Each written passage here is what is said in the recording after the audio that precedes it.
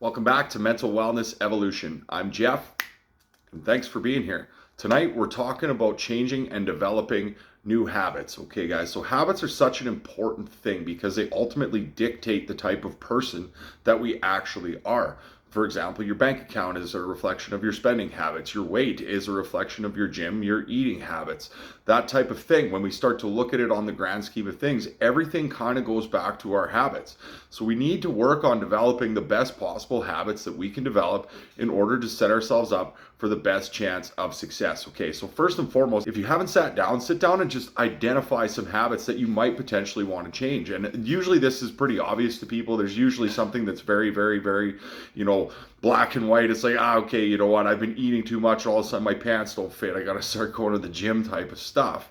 But there might be some stuff you've done a little bit of deeper digging, and you've gone into some of your subconscious aspects of yourself, and you've kind of, set some things out that you'd like to go about actually changing. So how do we go about this process? Well, first and foremost, when it comes to habits, we want to focus it on making them part of our identity, not necessarily just a short-term kind of goal type of thing. People run into this trouble when they start trying to lose weight, and they'll set themselves up on a 3-month crash diet, and they'll actually be successful within the 3-month crash diet, but then they get to the end of their diet and all of a sudden they've completely lost it because they have no plan afterwards, right? So the goal, if your goal is, say, for example, to lose weight, to get in shape, then you want to set up the system that's going to allow you to get there. Now, see, if you have, say, a 20-pound goal in, say, 2 or 3 months and you don't get there, if you don't worry about the system, you're more focused on the goal, you're not necessarily getting as much benefit in the end result. Whereas if your goal is to become the type of person that eats healthy and goes to the gym, regardless of whether it takes you to get to a certain specific end number on, say, the scale, that system is going to carry you through. So if you keep going with that system, eventually you're going to get to that goal. Maybe it takes you a little bit longer. Maybe you get there a little bit faster. Okay, but James Clear always says it in Atomic Habits, we rise and fall to the level of our system. So that's what we want to do, is we want to establish good systems, because the systems of habits are going to be what's going to guarantee us that long-term growth and whatever we're looking to try to achieve. Okay, the next thing you want to do is get in the habit of tracking your habits, and you can do this a few different ways. A journal is a great way to do it. I mean, at the end of the day, you can kind of go about, how did I do today? What habits did I demonstrate? Where was I on point? What did I say I was going to do and maybe I didn't get to do? Or you can utilize something called a habit tracker. You can get these on your phone. They're super slick. They're super easy to use. Lots of them are free. You can just set it up so it's like your habit at whatever time is to drink some water.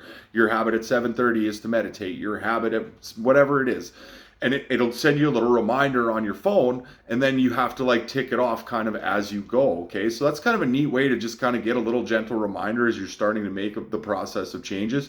You get a little buzz on your phone, and that reminds you to do your specific habit. The other thing you can do is you can get into scheduling your day. So if you say you want to add a gym routine to your day, you schedule it in at the start of the day, and that helps you to really make sure that you get it in there. Okay. The next thing we want to do is we can start doing habit stacking. Now, habit stacking is when we take a new habit and we attach it to something that we're already doing that's kind of really ingrained within us. Now, if your habits are terrible and you're just starting from the ground up, always starting small on something that's super easy to do. And I think there was an example of this in Nicole LePera's book, How to Do the Work.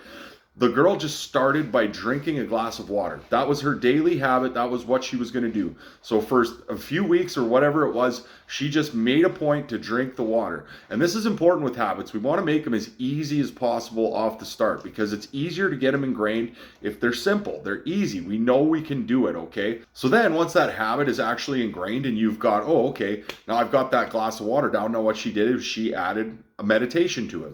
10-minute meditation. Okay, I drink my glass of water, I have my meditation. Now you go about a few weeks, now you've got 2 habits stacked on each other. Now those are very much ingrained. Okay, after my meditation, I'm going to add a journal entry.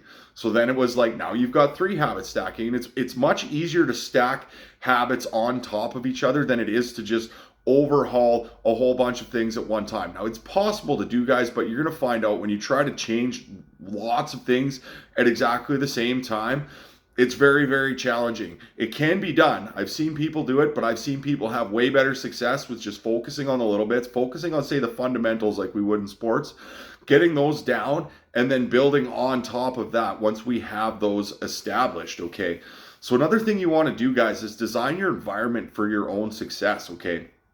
We have cues all over the place in our environments and where we live. So we want to have things in place so that we're not necessarily reaching for the way that we've always done it, not necessarily going back to those old habits. So for example, again, if you're wanting to eat healthy, you're going to have to like get all of the junk food out of your house. Obviously, it's way easier in a moment of weakness to, grab a box of cookies. Whereas if you've set up yourself for success, now you've got, say, fruits on the counter, vegetables in the fridge, or that type of thing. It becomes much easier to go in that direction, okay? If your habit is to, want to go to the gym all the time, put your gym clothes around, put your gym shoes on, wherever they may be in your house, so you see it. That subconscious cue kind of clicks you like, oh yeah, right, I have to go to the gym. Yeah, I got to get that done today. If you want to start reading more, start leaving books all over your house where you can just pick up a book and start to read. Setting up that environment in that regard really kind of sets you up for success, because it becomes easier to actually go to those things instead of just falling back into the old subconscious patterns. Because if we don't change those things, those cues, they become really easy to go back to. Another good one is like leave your cell phone chargers in different rooms if you're on social media all the time or that type of thing, and you're looking to spend like more time doing something else. Okay, so take those things out of your way, and it becomes a lot easier to not go back to them. Okay, guys. But with habits, we just always want to focus on small, consistent steps with habits, guys. Like you might be very, very successful and just do a trajectory, but there's going to be times where you're going to slip up, you're going to fall off, you're going to have a bad day. Acknowledge that it's going to happen, that you're human, and it's fine. Nobody's perfect. Don't set yourself up for a level of failure and shame because you didn't execute everything perfectly. We're not after perfection, guys. We're looking for progression. You want to make progress. You want to make sure that your habits are taking you in the right direction. And you, like I said, you might slip up, and it's okay. But he said you don't want to miss twice.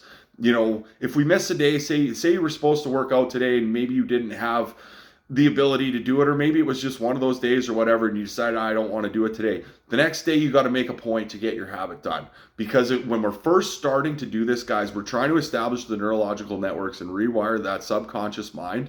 If those neural pathways, they don't get embedded very quickly. It takes time to get them in there. It takes time to get those stamped in there so that we are actually part of our progress and part of who we actually are. Okay, so we have to make sure we're consistent with this. Consistency creates change always, guys. It's one of my mantras because it absolutely does. But we don't want to miss twice, because if you get a little momentum going, momentum is so important in the process of change and growth and habits and anything. It's easier to do these things once we've executed them for a little bit more an extended period of time. Okay, it's easy to fall off if we haven't been doing something that long and then we stop for 2 or 3 or 4 days and all of a sudden we fall off. I know even habits and things that I've done. I mean, you go on vacation and you don't go to the gym for a week, and all of a sudden you just don't feel like going to the gym anymore. It's that quick. And I've been going to the gym for around 10 years now. So something to keep in mind. The final one I'll leave you with is just called the 3-3-3 rule. And this is another James Clear thing. He's my guy on habits, Atomic Habits. Read that book. It's very, very good. But it's like the focus on, say, 3 days. Okay, so the first 3 days, it's going to take a little bit of work, kind of get yourself going sometimes on some of these things, but it'll start to stick after 3 or 4 days. If you start going to the gym for 3 straight days, you're going to feel real good after those 3 days, and it's kind of going to get it to start to stick. It's going to get it to kind of get embedded in there just a little bit, okay? And after about 3 weeks, it tends to start to become part of your routine, which means it just naturally starts to feel like what you do, you gets into the flow of your life. Okay, I get up in the morning, I go to the gym. You do that for 3 weeks, and then we get to 3 months. By that point, it's usually become actually a part of who you are. Now you're just a person that goes to the gym. It's not something you have to like really truly focus and hone in on. And a lot of times that's because those neural pathways and that subconscious programming has been rewired to look like the type of person that goes to the gym. Okay, guys? So focus on your habits, guys. Habits are so important. They literally set us up for the type of person that we really want to be. If you're executing bad habits on a day-to-day basis, it's going to drag you down into the gutter. Whereas on the inverse of that is also true. The more good habits you demonstrate, the better you're going to be. I think another thing he says is think of your habits as casting a vote for the type of person that you'd like to become. So if you're trying to save money, every time you don't impulse buy something, you're casting a vote for the type of person who's financially responsible. Every time you eat a good meal that's not, garbage and processed food or wasn't fast food or something, you're casting a vote for being the type of person who eats healthy. Every time you go to the gym, various things, like they said. And if you think of over the course of a year, if you totaled up all those votes, what type of person would you be by the end of the year? I think another one is just focus on the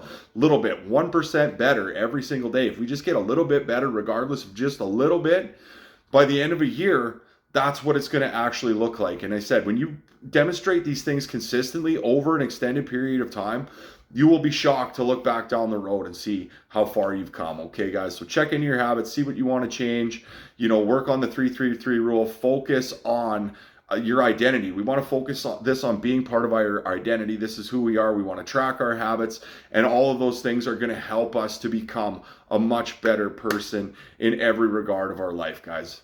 Have a great night.